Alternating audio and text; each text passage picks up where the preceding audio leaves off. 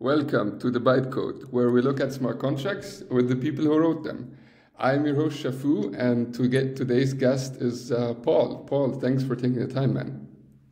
Hi, Shafu. Thank you for having me. It's a pleasure to be here. Yeah, for sure. Today's episode is gonna be about Sablier V2, which just launched 2 weeks ago, right? That's right. Awesome. So, Paul, why don't you briefly introduce yourself, introduce Sablier, and then just jump into the repository? Sure. My full name is Paul Berg. I'm co-founder and CEO of Sablier Labs. We're building a protocol, a money streaming protocol called Sablier. We first launched Sablier V1 in 2019, and quite recently, after a long development cycle of a few years, we announced Sablier V2 2 weeks ago.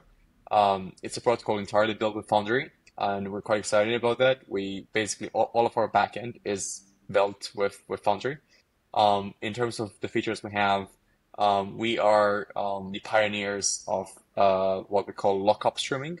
Lockup streaming means making a one-time deposit in a smart contract, and then every second, a small portion of that deposit gets allocated towards the recipient, and this creates a streaming effect where you can monitor your streams in real time. You just have to make like a one-time withdrawal, and then you can spend them as they come into your recipient wallet.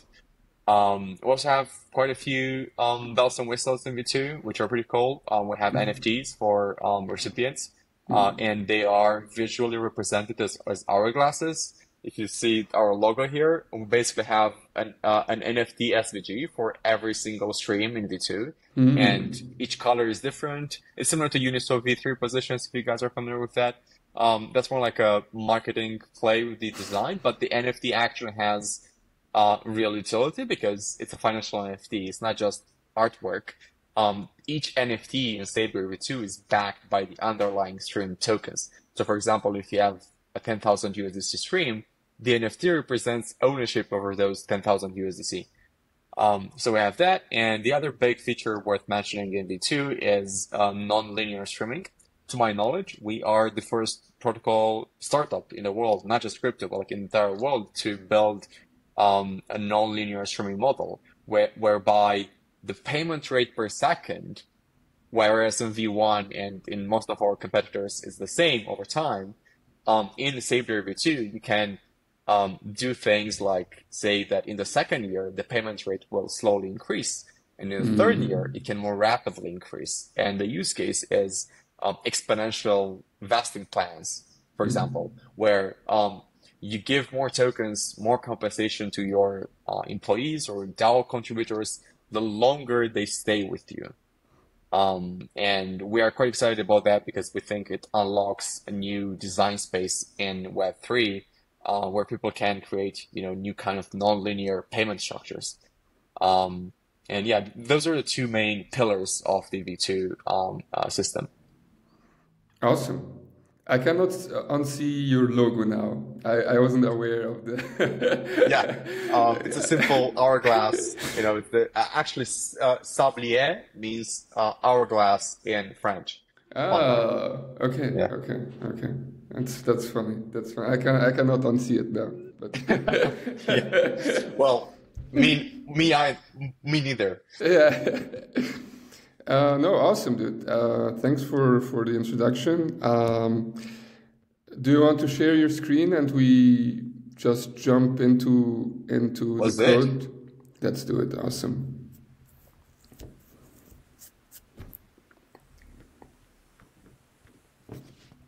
Can you see it? It's still loading. Should be there any second.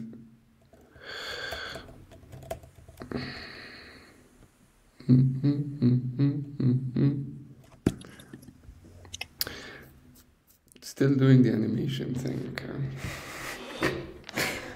Okay, I can see it now. Awesome. Great. Um, Let me start by showing you our V2 core repository.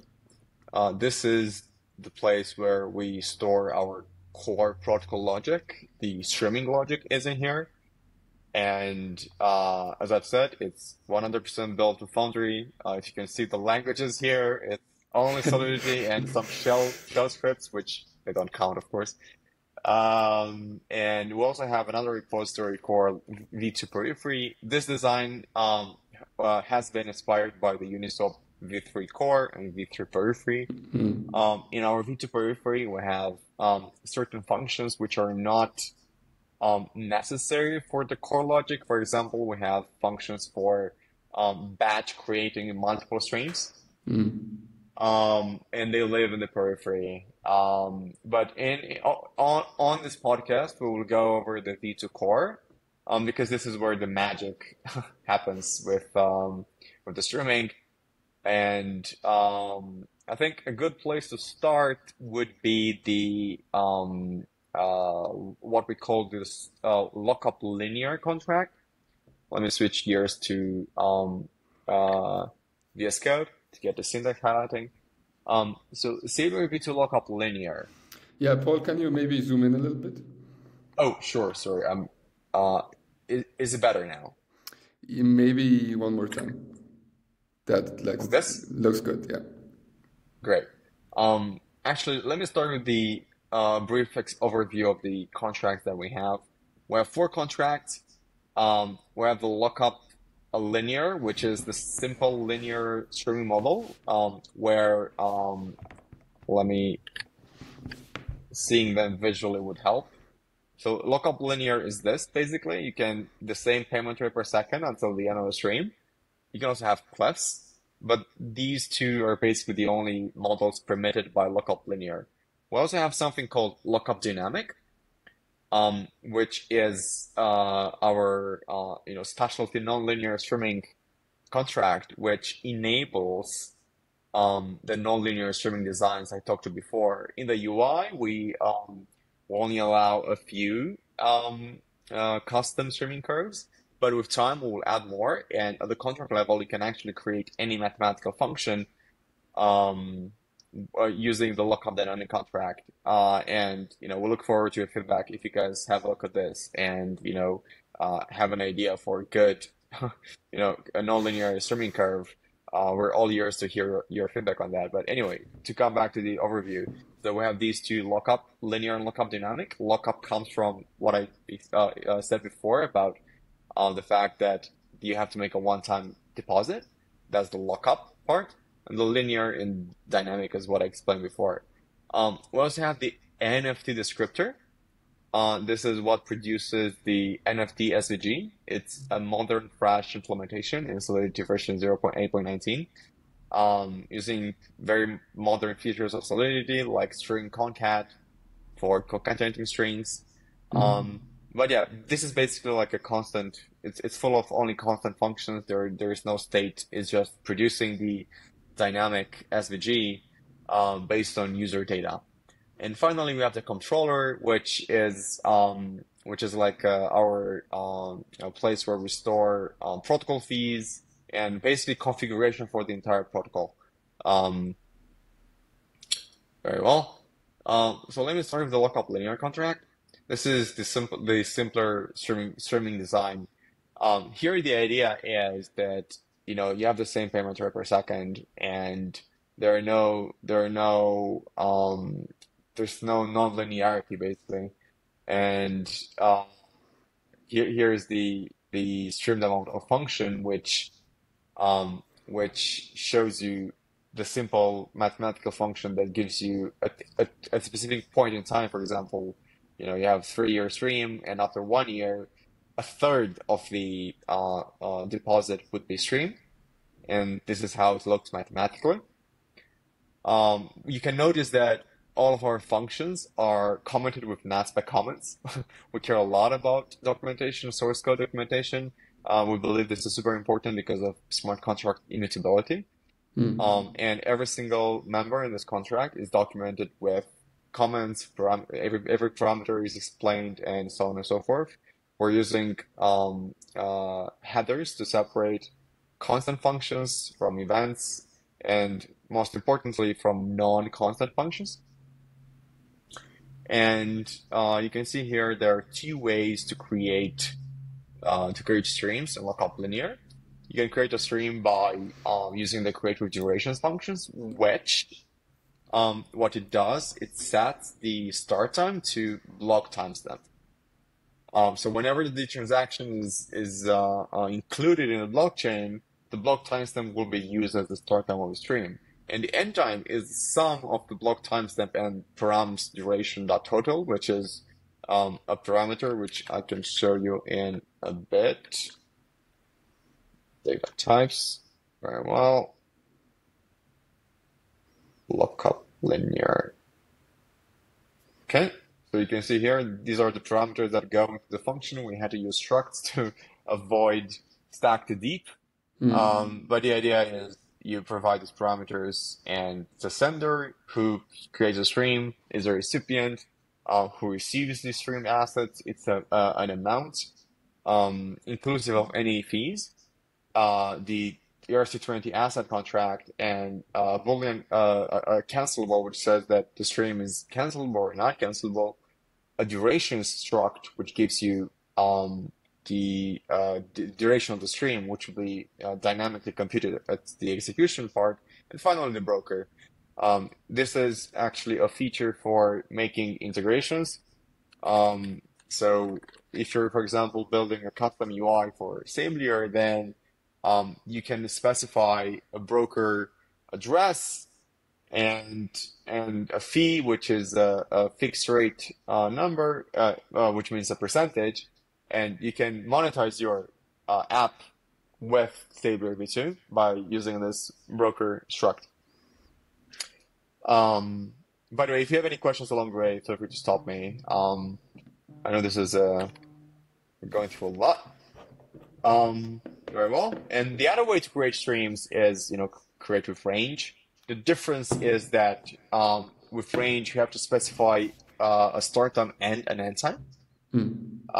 And, that gives you determinism in terms of when the stream will start and when it will end. And yeah, it basically works exactly the same as creating durations. At the end, when this function gets executed, a stream will start, and every second from there, a small amount will go to the recipient. And you can see here the same aspect comments with, we have this requirement section where we explain every single, rule that has to be met for the function execution to pass. And yeah, this is pretty much lookup linear. So lookup linear inherits from the Sablier v2 lookup, which is the shared interface between lookup linear and lookup dynamic. And here is where the cancel and the withdraw functions are shared. Also, these functions for renounce means to make a stream non-cancelable after you made it cancelable initially. And this is an admin function for changing the NFT descriptor, the design, if we ever want to do that. Otherwise, it's just like boring getters. You can just read data from the streams. These parameters are all passed in the create functions I showed you before. This is an important function because it gives you the current status of a stream. A stream can be in, let me go back here. A stream can be in 5 statuses. It can be pending, which means that the stream was created, but it's not streaming yet. It can be streaming, which obviously what it means. Settled, all assets have been streamed, but the recipient is due to withdraw them. Cancelled, the stream was cancelled. Some assets remain to be withdrawn by the recipient. And finally depleted, where the recipient has withdrawn all the assets from the stream.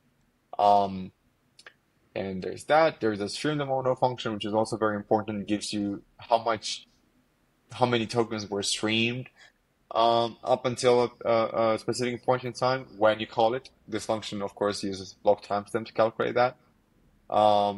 And here we have the non-constant functions for voiding the NFT after the stream has become depleted. Canceling streams. You can cancel multiple streams as well. You can renounce streams, what I said before, that a stream can be made non-cancelable after it was made cancelable at the start. An admin function for changing the descriptor of the NFT.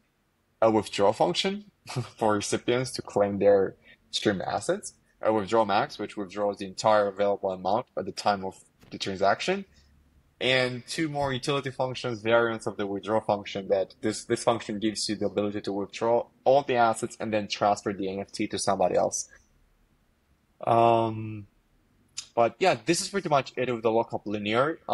It's a simple but powerful system for on-chain streaming. It works really well for vesting. Basically, if you're watching this and you're thinking about writing your own vesting contract, don't. We spent years securing this. There are many different ways. Even like a simple payment contract can go wrong on chain, and Hmm. we thought about all those possible ways in advance. We secured this. I will show you in a bit how our tests look like for all these functions. Um, but yeah, I also want to go over the lookup dynamic contract. This is the sister contract that enables the magical, non-linear streaming. Um, you have the basic events. But what you have different from lookup linear is this notion of segments. And segments are, it's basically you split the the streaming function into multiple components, parts, which have, if I go back here and show you the segment, that'll be easier. A segment has an amount, an exponent, and a milestone. The amount is how much money is allocated for that particular segment. The exponent gives you this is the secret sauce which makes the nonlinear streaming possible. It's basically a fixed point number which specifies the speed of the stream. In lookup linear, all exponents are implicitly one.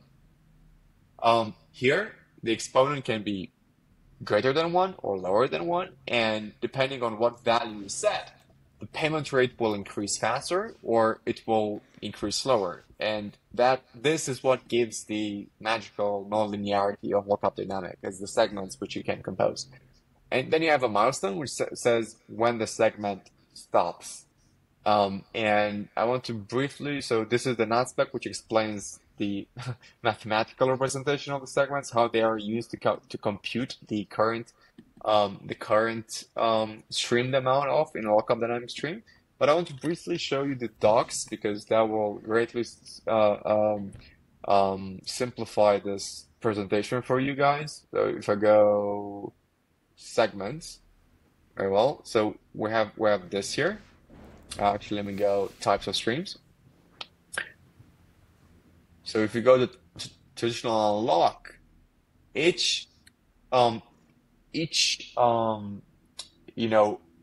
segment on this graph here, this line is an on-chain segment that specifies this is where it stops, and the exponent is some number which gives the growth of the tokens at that particular point in time. And it's pretty neat. You can use this to basically create any mathematical function, as I've said. You can use it to create clefs. You can use it to create exponentials. You can use it to create streams which, they vest only at the very end. So, imagine it's only down and then it goes up like this. And yeah, it's all available for lookup dynamic. Let me briefly show you the create functions. I have a question. I have a Yeah, question. sure. Do you Yeah. guys make sure when you create a dynamic stream that all segments line up to the amount? Because if you have a start and an end, wouldn't you need to make sure that all the segments stream the exact amount that you put in? Great question. And we do. We actually do. Okay. Very good intuition. Let me open the place where we do that computation. I think it's libraries, helpers. So if you look here, okay, check these functions check the input parameters provided by users. In lookup dynamic, you have create with deltas and create with milestones, which are the equivalent functions for the lookup linear, create with durations and create with range. But here, milestones, you have basically multiple milestones of the segments. And deltas is the same notion of multiple end times for each segment, but the start time is set to log times them. Okay, so we have these two functions, and to answer your question, yes, in the input validation for those functions, if we go, I think it's here, check segments. This is used by both creative duration deltas and creative milestones, and the idea is that yes, we're performing a sum. Every segment amount is a sum here in a for loop, and then at the end, we check that the deposit amount that the user provided matches the segment amount sum, because if it doesn't, then the contract will remain with some leftover tokens. Okay. Just out of curiosity, how many segments can I have before I run into gas issues?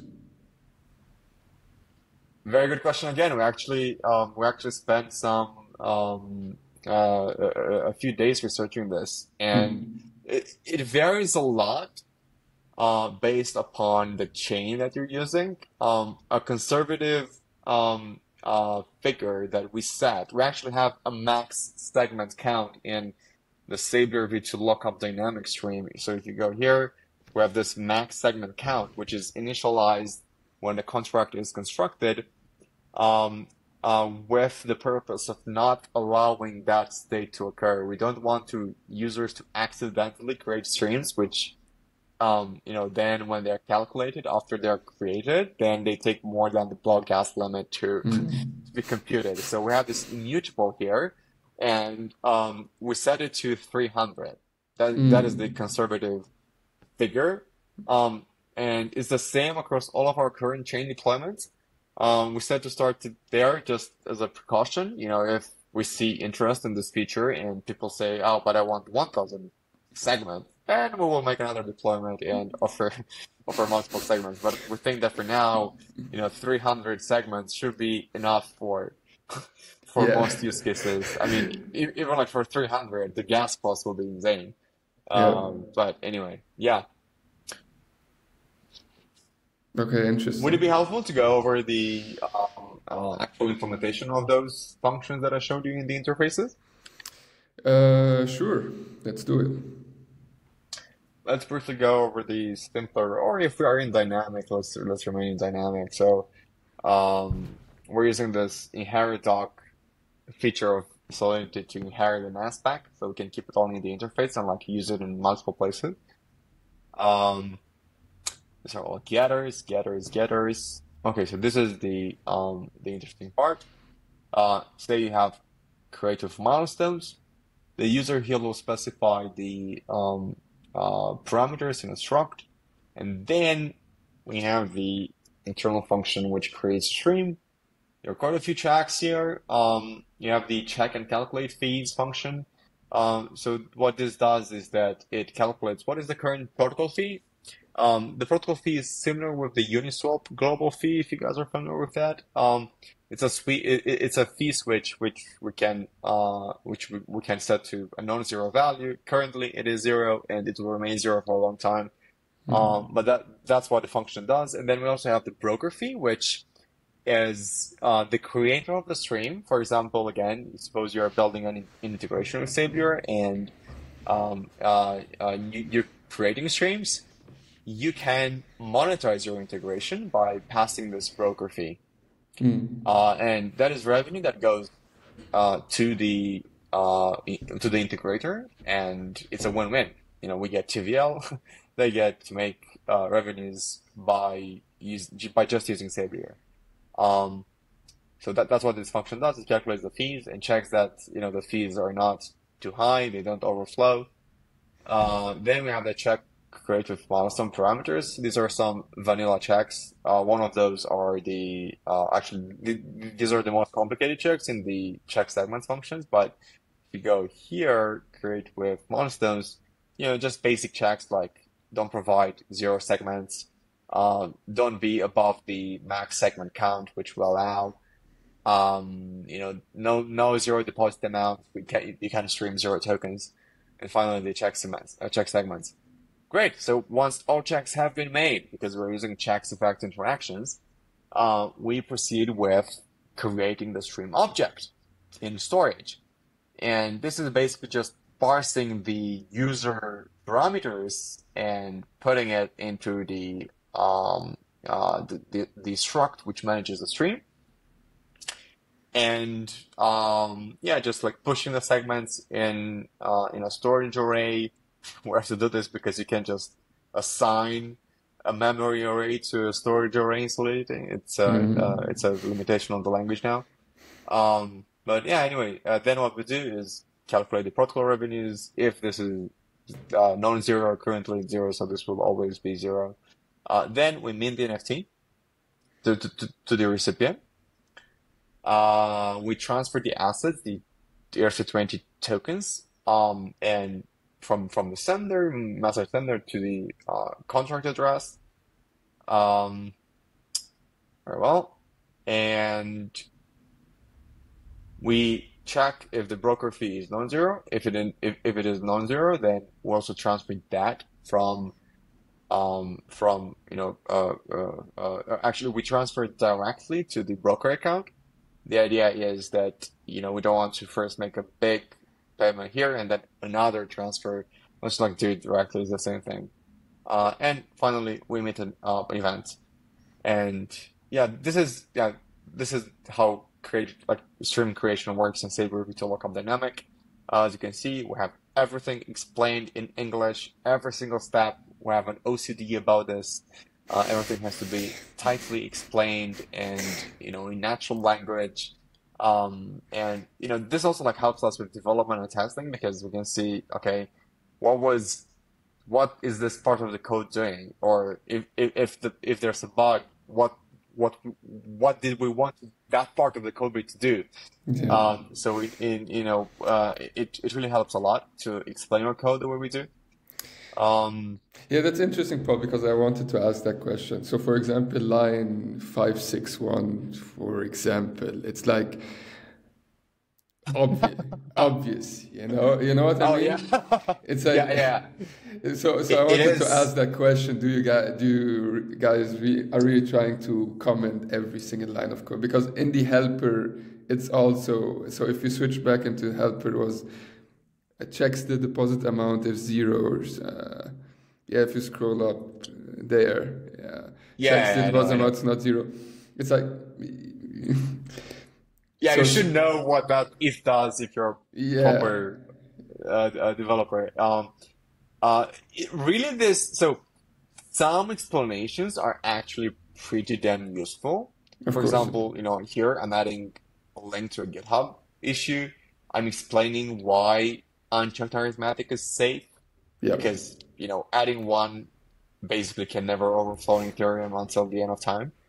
Um, However, you're right that some comments are superfluous. It's really more of a matter of visual aesthetics. So, Okay. if we remove this, then, you know, it will look, so what I mean, it's a small thing. Maybe we should just never mind these, but, the comments are here. We'll keep them this way. Okay. Just if we are on that tangent, so what I like to do is if you remove that comment line 90 and remove a comment on 95, and then I make it a one-liner. I make 1992 a one-liner. That's what I almost always do. I make it one line. Oh, this way. Oh, yeah. I'm not a big fan of this. You're not? I'm not because, um, maybe just my brain is slow, but what so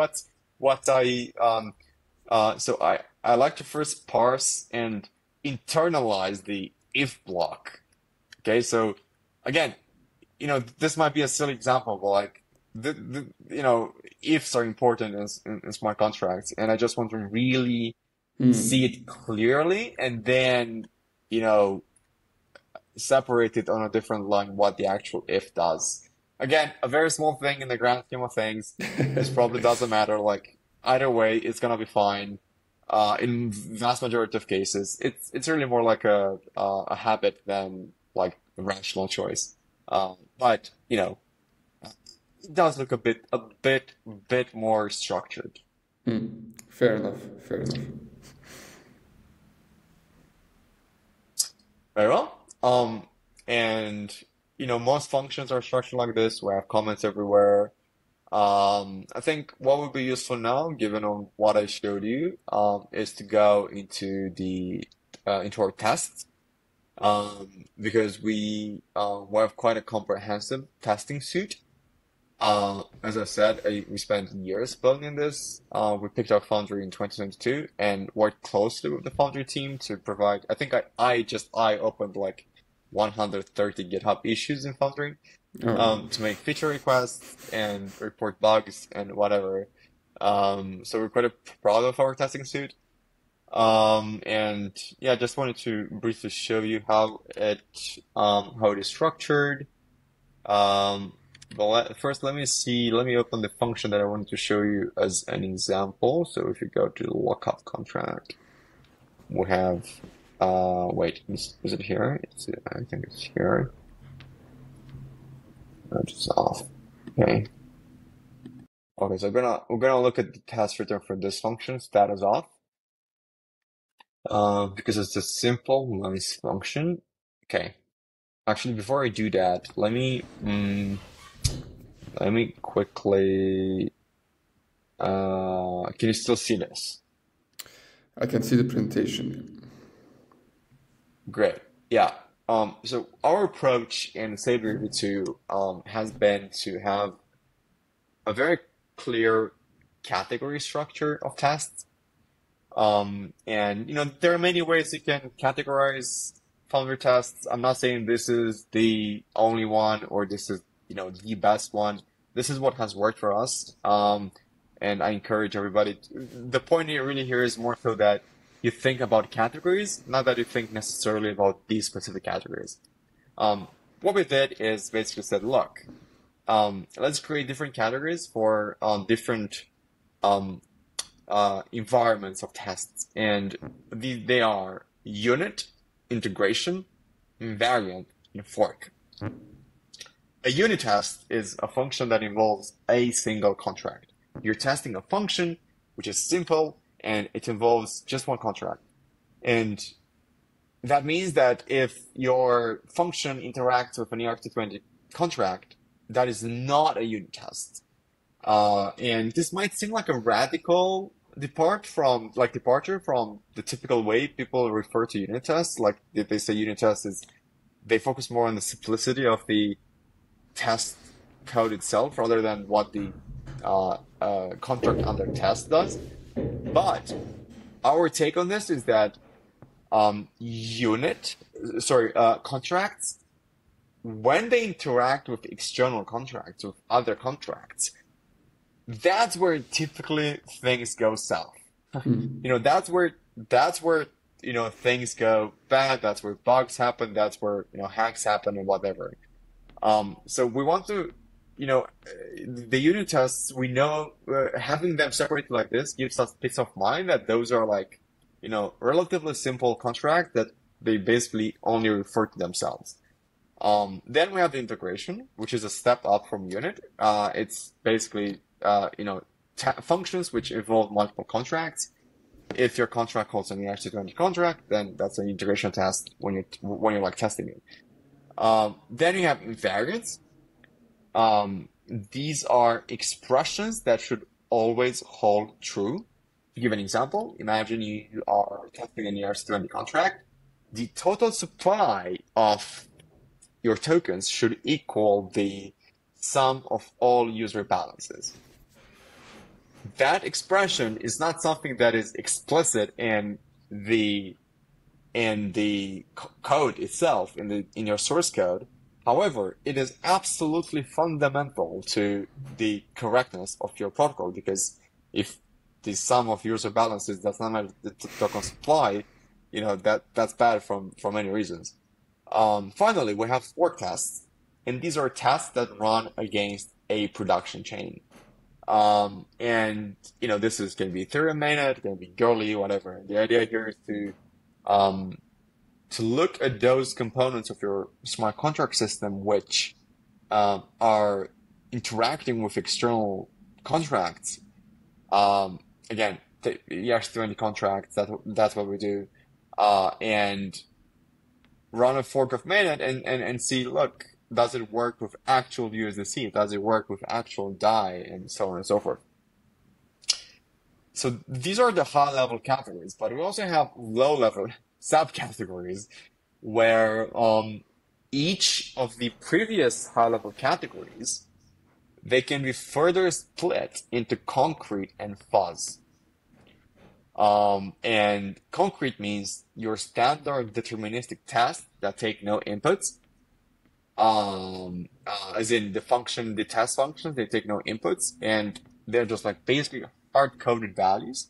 And then you have our fuzz tests, which are non-deterministic tests with fuzz inputs. And this is where the Foundry magic comes into place, because the Foundry fuzzer is amazing and just works very well. And as you can see here on the right, what I showed you there matches exactly what we have. We have fork, integration, invariance, and units. And integration and unit are further split into concrete and fuzz. The benefit of this categorization, firstly, it just makes the code cleaner, and you can like reason about your testing structures in a very organized and tidy way. For example, if you want to test a new, fuzzing scheme where you add more special keywords that you want, or special values you want to be fuzzed, you know where to go look. You just open the fuzz directories. There are multiple fuzz directories, but you go in each one of them and you see what happens. But the other benefit is that with this clear categorization, you can you can be very targeted with your gas reports and your gas snapshot. If you look here, what I'm doing is I'm producing a gas report only for the integration tests. I should actually use something like unit integration here. Because basically the fork tests are similar to the unit and the integration, is just that they run against Ethereum mainnet. So looking just at those, it speeds up the gas report process, and it gives you the same benefit. And invariants are not really useful for gas reports because invariants are like these long campaigns with hundreds of calls or even more. But yeah, that's the idea. It's like filtering tests, organization. You know where to look when you want to tweak some parts. And yeah, so that's one design we propose at Sablier to like organize your tests in this way. The other thing that we do is that we basically invented a mini specification language. Actually, it's a lot to say specification language. It's more like, I call it a technique. I call it the branching tree technique. The idea is to, before you even write your Solidity tests, you first create a .tree file. You think about all the possible execution paths to a function. You consider what contract state leads to what paths. You also consider what function parameters lead to what paths. And then starts the writing phase, where you don't write Solidity code, but you actually write English statements. The keywords I'm using here were given when and it is inspired by Cucumber Gherkin. If you guys are familiar with this, it's a more formal specification language that has many keywords. For example, a feature, rule, given, when, then. BTT, branching tree technique, is not that advanced. It's super plug and play. You just use 3 keywords and you think about all the possible execution paths. And in practice, how it looks is that, let's open the test for status off. You create this visual tree of English statements where you say, when the ID references a null stream. This is the function parameter. Actually, here I should say given.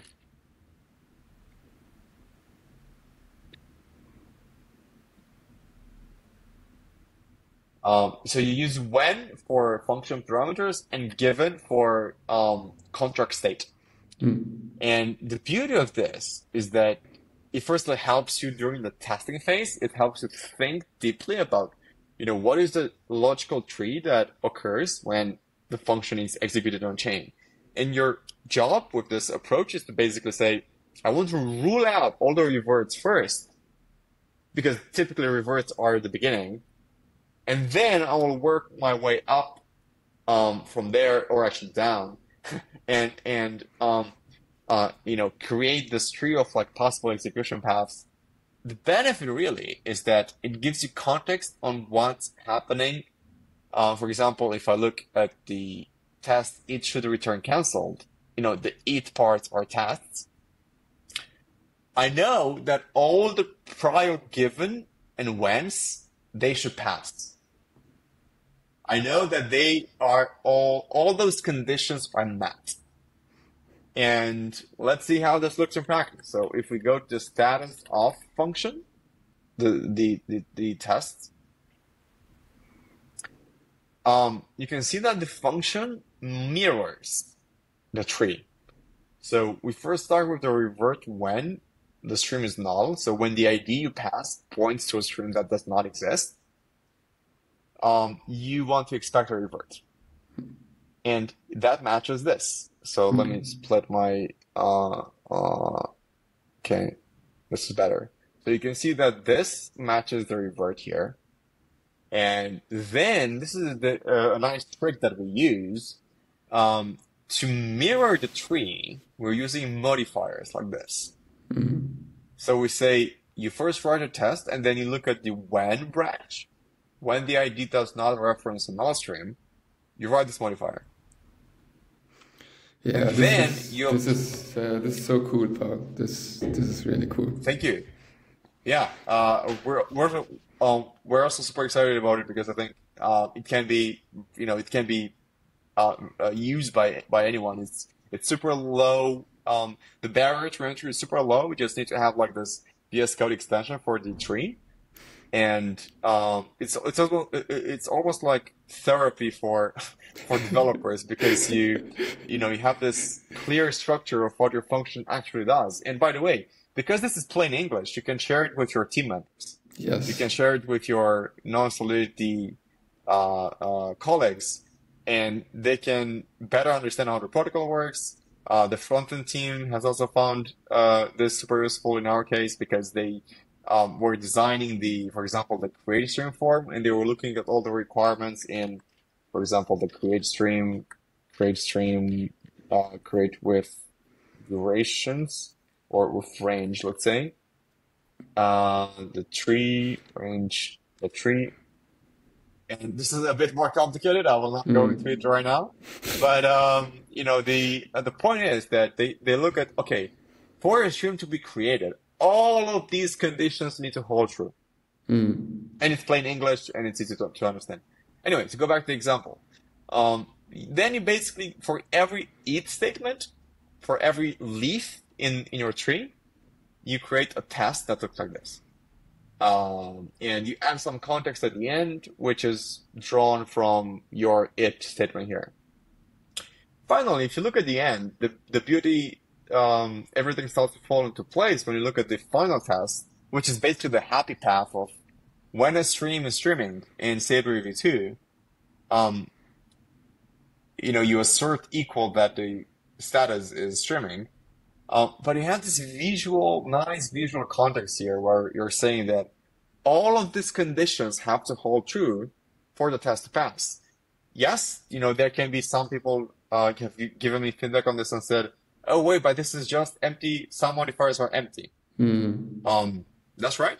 But because this is such like visual and glaring and obvious, it like makes inexplicit knowledge explicit. See what I mean? So it really draws your attention towards what is the contract state and what are the function parameters that should lead to this test being passed. And this has actually helped our team to catch errors more quickly. So somebody was doing a PR and they were saying, when the stream is not null or some modifier, and then they were doing something in the test function which was not doing that. And basically the idea is that in the real world, for your Solidity function to pass, there are many conditions which need to hold true. You need to tweak to configure those conditions anyway. And our approach, we call it again the branching tree technique, BTT for short, is look, why not do it very explicitly? Like, I think it takes me, I don't know, 5 minutes or something to write a tree like this, maybe more if the function is more complicated, but it certainly helps a lot. And this is our bread and butter for how we write the simple unit and integration tests. It actually works for both concrete and fuzz. It doesn't really matter for what you're using it, but we're keeping the trees only in one place in the integration folder in the concrete. Here. But in the fast tests, we're also applying the same principle. So if you go cancel, we're also applying the modifiers just to give the context. This is a more complicated example. That's so awesome because I even think anyone who wrote tests in Foundry before was thinking like that, just in their head, Exactly. They never made it explicitly. Yeah, exactly. So yeah, that's really cool and super helpful. Thank you. I guess this is where my my ammunition of ideas has run out. I could go over other functions in a protocol if that would be helpful to show you how they are tested, or go over the invariants, whatever you think would be useful for folks. Yeah, let's do the invariants. I think that's always interesting. Very well. So what I showed you were the integration tests. And, unit and integrations are very similar. As I said, the only difference is that units are just single isolated contracts. Integration are like multiple contracts interacting with one another. Either Sablier contracts or external contracts, doesn't matter. As in, not external as in Ethereum mainnet contracts, but like external as in an ERC20 contract, which is deployed in the test files. Very well, so let's go to the invariants. Okay, so the invariants, for those of you who are not aware, they are campaigns where Foundry sets up, if you go to the Foundry TOML, we have the invariants, right? We have depth and the number of runs in each, sorry, not number of runs and depth in each run. And the idea is that a campaign is the number of runs, the total number of calls in a campaign will be the number of runs multiplied by 20, multiplied by the depth. So in this case, it would be 400 calls. And what Foundry does, it generates a sequence of calls to your Solidity contracts in a random way. And the point is to, at every single step along the way, after each call, and before or after the same thing, but like after each call, your invariant test, and let's have a look at a simple, at our invariant test. For example, this is actually a complicated one. Let's see. Okay. This is a nice one, a simple one. So, in Sablier, we have a sort time and end time. We want to assert that the end time will always be greater than the sort time. If it is not greater, then that is an invariant violation. And this is what invariants do. This is not Sablier specific. It's a system that is available in Foundry. You just have to preface your test with invariant underscore. And they're very powerful. They can catch um, non-obvious bugs that are like system-wide. Um, and yeah, w the way we are structuring them, um, what you have to do to write invariant tests in Foundry, is that you need handlers. Why do you need handlers? Because if you just shoot, if you just let Foundry call like completely randomly, Foundry will bump into a lot of reverts. Hmm. And you can actually make Foundry not stop the invariant campaign even on reverts, but that's basically the equivalent of like requiring a monkey to write Shakespeare at the typewriter. Hmm. It's very unlikely that a monkey will write Shakespeare even if you give it, years at a typewriter. So it's the same thing here. It's kind of unlikely that you'll get anything meaningful out of running, letting Foundry randomly call all the functions. So what you do, you have these handlers, which are intermediary actors between your invariant tests and your source code contract. For example, we have the handler for the lookup contract. So if you go here let's look at the test for the withdraw function. Okay, so all of these parameters are fuzzed. The two parameters fuzzed, the withdrawal number is fuzzed, and we know that the protocol, the Sablier protocol v2, doesn't accept zero addresses for the recipient. And we also know that pending streams and depleted streams cannot be withdrawn from anymore because there's no assets, absolutely no assets are in there. We also know that if the stream doesn't have any withdrawable amount, even if it's streaming, then we'll stop here, because if we don't stop here, we're gonna get reverts. So this basically means that only those fuzzing only those fuzzed values which lead to a successful function execution will be run. And what Foundry actually does, to give it more like a practical example, Foundry will call withdraw, then it will call renounce, then it will call this function, then it will create another stream in lookup linear create handler. It will create something, create a range, and then after every single function call like that, it will come back to the lookup, to the invariant test definitions, and it will run all of these. And it will run all of these asserts. And yeah, that's how it works. It's kind of heavy duty in terms of like how many calls are generated. So they're kind of slow. If you set like a high number of runs in depth, it can quickly go to, even like 30 minutes once, or like hours in CI. But super useful nonetheless, and that's when we still run them locally with a low number of runs in depth. What I also want to mention here, which is potentially useful for folks watching this, is that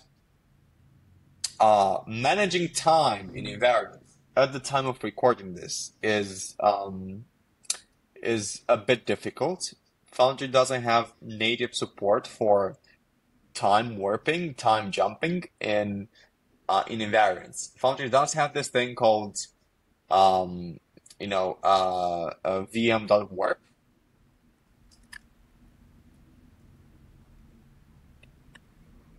which we are using here to find where. Okay, here we go. But you have to manually call it. You can't tell Foundry, hey, look, I want to time jump during the invariant campaign. You have to manually say, okay, I want after each call, I want to jump in the future 2 minutes, 40 days, between 2 minutes and 40 days. And I mean, obviously, we have to do this with Sablier because money streaming is all about time. Yeah, it actually took us like a month to realize that, hey, the tests were passing, but we were not. The timestamp was the exact same initial block timestamp. And yeah, bear in mind that if you want to write invariants in Foundry, you have to roll your own modifier like this, and you basically just apply this adjust timestamp in all of your handler functions, so that you warp in time after each function call. But yeah, this is pretty much it with the invariants. They're pretty useful. I would say, I would, I think they are the most, probably the most useful kind of test, in Foundry because they just give you so much, like system-wide, security. Hmm. Yeah, really powerful for sure. Very well. So we went over the invariants, showed you the integrations, and I said that the units are basically very similar to the integration. So let's finally go over the fork test. Hmm. The idea here is that you want to look at what are your external points of contact with DeFi. And, this might vary. You might have quite a lot of integrations. You might be like a DeFi money, like a money logo integration with many, many protocols. In our case, we only use ERC20 tokens.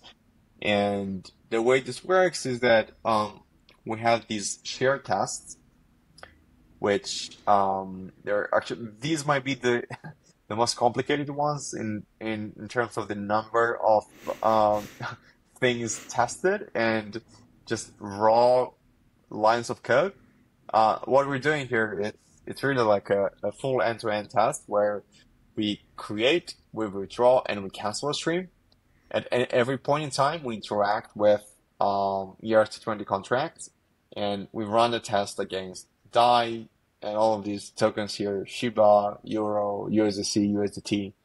Um, and yeah, this runs against an Alchemy node, and we're using struct because this would have messed up with the stack to deep, and in Sablier, and I mean, sorry, in Solidity, and at the end, we just checked that all the balances match. Super powerful actually caught a bug with these balances, which we didn't catch in the local unit tests. It's nice to see, like when you actually test it in real life with actual contracts, things can go bad. Um, yep, this is pretty much it. It's an end-to-end test that runs against mainnet assets. Awesome. Okay. I think we went through them all now, right? Pretty much, yeah. I could show you other. Let's just like for entertainment. Let's let's have a look at the some of the most complicated tree files in this source code. So if you look at the create with range, or actually, I think it's withdraw. So let me open all of them and compare them. So we have create with range, we have lockup, withdraw. Yeah, this might be the big boy. Yeah, this is the big boy. Hmm. Okay. So we have the big boy, which is withdraw. Withdraw multiple is also complicated. Yeah, but I think withdraw is the biggest one. Because there are so many rules. Like we we made this function as secure as we could have possibly made it. Um, the idea is you just go through all the possible conditions when you open the source code. In withdraw, here we go. There are all these ifs, and yeah, I mean, what actually happens in when this code is compiled to I think in the abstract syntax tree, something like this might actually be generated. Like, you have at every branching point in your function, there is an implicit else here. Hmm. Um, and then there's another if. So there's like basically like a tree of execution paths. So that's what is really nice about the tree, that it makes you visualize your function in like a hierarchical way, like this. Hmm. And yeah, there's a lot of tests here. If you open the function, the solidity function, it's like 500 something lines. This is how the tree looks. Yeah, pretty nice for a piece of solidity test code. Yeah. You know, what I typically see when I look in like Foundry code bases is things like function test withdraw one. Oh, really? yeah, I've seen this a lot. So like people don't know how to name them and say, one, two, Oh, okay, okay, yeah, that's that's not great. three, and like, you know, if you look at the random, if I look at two, what does two mean? Like, Yeah, give me some context between what's happening between the functions, right? Um, yeah. yeah. Anyway, Okay, is someone working? So just FYI, Paul gave a very interesting talk that anyone should watch if you're interested in that stuff at ECC like 5 days ago, where he goes into the stuff, and you mentioned this could be automated, right? Like from a tree file into a test file. Um, is anyone working on this stuff, or maybe even a Foundry visualization for running the tests? Are you that's a aware good of point. something? Yeah, But I mean, it would be nice if we had that. I think the branching tree technique can be used as is today. It's as I've said, for sure. it's almost like therapy for Solidity developers and like clarify what they're building and like how the function behaves. But no, I mean, uh, because this tree has a logic, because you're using the same keywords, you're always using when given it, and you also have to ensure that the spacing is correct and so on. Basically assuming some basic prerequisites for how the tree is designed.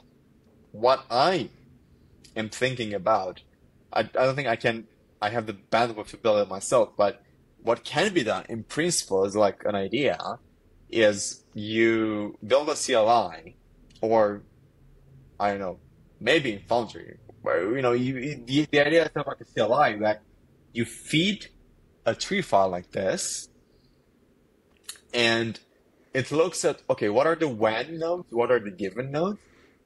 And then it spits out what I call a skeleton Solidity file, which would only contain, these modifiers. Hmm. And the test function names. So it would say, test status of, test, so on and so forth. It wouldn't write this code because this is, depending on your business logic, it depends on how you deploy your contracts, how you name your deployed contracts, how you import your types and whatever. But the idea was to, create that skeleton based on the tree file. Ideally, you would use something like, GPT, like an AI model to create short strings based on the long sentences. Hmm. For example, I mean, I wrote this manually, but like, refundable amount not zero. Um, okay, this is a bad example because it's actually very similar. But like, let's say withdrawal, you have something, let's say, does not overdraw. Let's see how I wrote that. Look, like one no overdraw. Like you don't have to have the Hmm. full sentence, and to convert those sentences, I basically can envision using like an AI model that summarizes the sentence into something neat. Um, but yeah, so to finally answer your question, yes, I think this is completely automatable, in the sense that you can write your skeleton. I think writing the full test is that's a bit more ambitious and farther down the line. For that, we need basically an AI model that can. It's like, yeah, I mean, Copilot might help, but even Copilot is like still not powerful enough. You need an AI which can parse your entire code base. And for example, here you say that you want to test the status of function when all of these conditions occur. And then you say, look, use the lookup deployment, the lookup variable that I have, and do what the test says. Yeah, I mean, that's quite far from where we're at now. But this yeah. part here, this should be doable. Yeah, and I have been in touch with Solomon from Scopelift. He likes BTT, the branching tree idea. He also likes Cucumber Gherkin, the more advanced specification language. He said that he's currently thinking, so they're building this thing called um, scope length, which is a foundry centered linter for Solidity code. It's like a a modern version of Solheim dedicated for Foundry. But it actually has more than just linting. It's more like a Swiss Army knife or it's very early stage. They only have a few commands, but that's how they envision the CLI. And when something like an autogen or generate or something function command, that would fit quite nicely in Scopeland or even Forge. I mean, that would be awesome. I know how much the Foundry team can dedicate to like non-solidity, non-rust, parsing of code, but in principle, it could also be done there. Yeah. No, that's so VTT is definitely something that I'm gonna use myself, Paul. This, Oh, nice. yeah, Welcome to the yeah, club. for sure, because as I said before, this is something I was doing, but not in an explicit way, you know. But having Yes, awesome. the only thing I need is like a tree plugin for Vim or something if that exists. But if it doesn't, then Oh, we're still I coding would. in Vim. Oh, wow. Yeah, yeah, yeah, I Oh, am. I you're am. not converted No, to no, VS no. Code. My hand hurts in something else, Oh, but maybe I see. VS Code with Vim key bindings, maybe. There But should absolutely be, because the tree design that I proposed here is nothing new. This is the good old ASCII characters. oh, okay, okay. Yeah, I've never seen a tree file before, to be honest with you. So this was Mm. something new. These are typically used for example, for showing folder hierarchies. Hmm. Yeah, that's a good point. That's a good point. That makes sense. Yeah, awesome, Paul. This was really really interesting, man. Thank you for your great presentation, dude. No, I thank you for inviting me. This was fun. It's fun to share your work, especially after like working, in isolation I mean, with my team. We're a team of five, but still, like, not going on podcasts or presentations. So it's nice to showcase what we did. Just a quick plug at the end. What I showed you is the smart contract besides behind the actual company that we're trying to build here is Sablier. What As I said at the beginning, it's a streaming protocol. So if you want to stay in touch with us, we are at sablier.com, and on Twitter we are just Sablier. Give us a follow, stay in the loop, and if you have any feedback for the code, for the product, for the UI, you can open issues on GitHub or discussions, whatever you want. You can also reach out via the app. There's a chat box. Would more than love to hear your thoughts on, our testing architecture, on our Solidity approaches, and whatnot.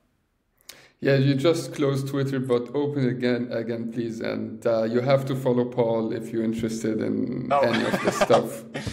Like yeah. My he's, personal Twitter is Paul R. Berg. It's this kind of here. yeah, please Yeah. follow Paul if you're interested in Solidity Foundry, all this stuff. It's Thank you. one of my favorite Twitter profiles. So, Oh, thank you very much. Yeah, I tweet about all kinds of things. I have various interests in science, in technology, in software engineering. But yeah, I share my knowledge about Solidity with two or three lines of tidbits where like visual images that you can see here. I explain what I do with these visual tweets. So yeah, if you're interested in Solidity, you can find me on Twitter. Awesome. Thank you, Paul. Guys, I'm gonna link all Paul's Twitter, ECC Talk, Sablier, the repository in the description down below. Paul, thank you again, man. This was awesome. That was indeed awesome, and thank you for having me. Of course, of course. All right. Bye bye, guys. Bye.